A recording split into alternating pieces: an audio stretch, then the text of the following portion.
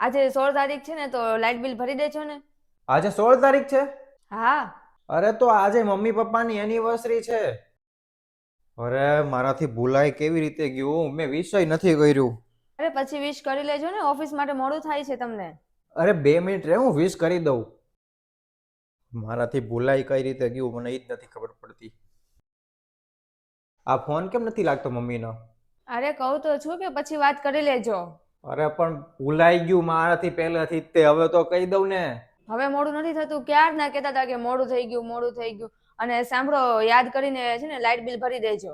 હા હા ભરી દઈશ. અને સાંભળ, તારી યારે જો વાત થાય ને મમ્મીની તો વિશ કરી દેજે. હા, વાંધો નહીં.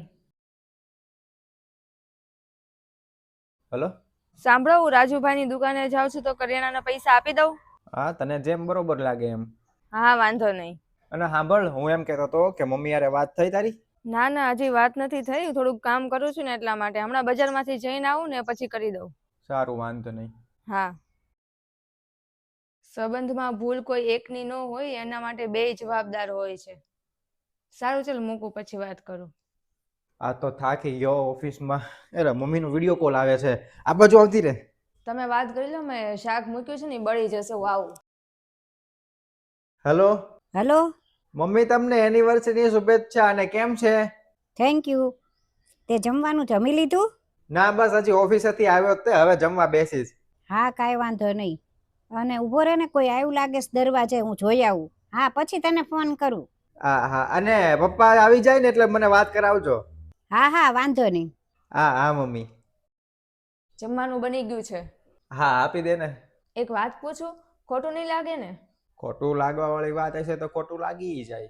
તમારા મમ્મીનો દર વખતે ફોન આવે ત્યારે એમ શું કામ ને કહે છે કે તમે જમી લીધું કે નહીં? એને શું લાગે છે કે હું તમને જમવાનું નથી આપતી એમ? કે તમારી કોઈ ચિંતા જ નથી મને? અરે મનીષા, દુનિયા નહીં, દરેક માં પોતાના દીકરાને કોઈ બીજા સવાલ પૂછે કે ન પૂછે, આ એક સવાલ તો પૂછે જ તે કે તે જમી લીધું કે નહીં. અને એવું નથી હોતું કે એ જાણવા માંગે છે કે તમે શું કરો છો, નથી આપ્યું કે નહીં, એવું નથી હોતું. એ ખાલી એને બધી ખબર હોય છે કે એને અત્યારે મોટો થઈ ગયો છે, એ પોતે જમી જ લેશે અને બધી એને ખબર પડે છે, પણ છતાંય એને ચિંતા થાય ને એટલે એ આવું પૂછે. અને તે જે આ સવાલ પૂછ્યો છે એના ઉપર તો મને હસવું આવે છે. શું કામ ખબર છે? કે તને હાચામાં જાણવું નથી કે આ શું કામ મમ્મીએ પૂછ્યું, શું છે શું નહીં. તને ખાલી મમ્મી સાથે કોમ્પિટિશન કરવી છે. તને ખાલી એટલો પ્રોબ્લેમ છે કે આખો દિવસ હું મમ્મી મમ્મી શું કામ કરું છું એમ. અને તને એ નથી ખબર કે દુનિયામાં મમ્મીનો પ્રેમ જ નિસ્વાર્થ હોય છે. મમ્મીનો પ્રેમ અને પત્નીના પ્રેમમાં જમીન આસમાનનો ફેર હોય છે. અને તુંય કોઈની દીકરી જ છો ને, તને બહુ જાજુ સમજાવવાની જરૂર નથી.